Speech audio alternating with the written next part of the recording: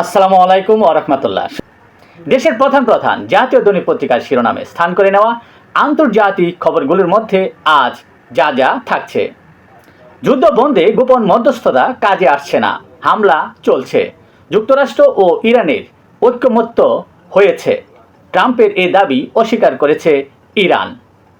New York Times ও Wall Street জার্নালের প্রতিবেদন। ইরানের বিরুদ্ধে যুদ্ধ চালিয়ে যেতে ট্রাম্পকে চাপ দিচ্ছে সৌদি যুবরাজ। যুদ্ধের দায় প্রতিরক্ষা মন্ত্রীর ওপর চাপাচ্ছেন মার্কিন প্রেসিডেন্ট ডোনাল্ড ট্রাম্প।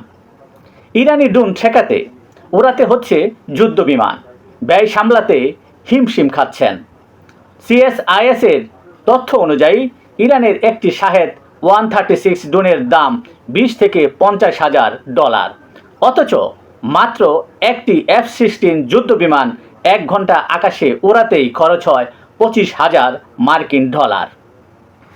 ড্রোন ভূপাতিতের জন্যে ব্যবহৃত AIM-9X ক্ষেপণাস্ত্রের প্রতিটির দাম 4,85,000 ডলার এবং AIM-120 ক্ষেপণাস্ত্রের দাম 10 লাখ ডলারেরও বেশি।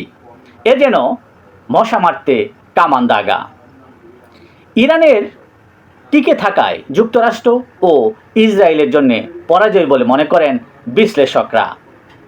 ইরান যুদ্ধের প্রভাব, এলএনজি সংকটে কয়লার দিকে আবারও ঝুঁকছে এশিয়া।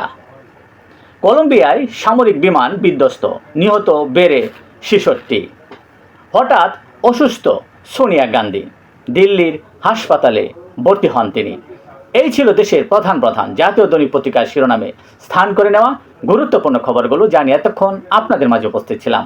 আজকের মতো এখানেই, আবারও দেখা হবে আগামীকাল ঠিক একইভাবে। সে পর্যন্ত অবশ্যই ভালো থাকবেন, সুস্থ থাকবেন। আসসালামু আলাইকুম ওয়া রাহমাতুল্লাহ।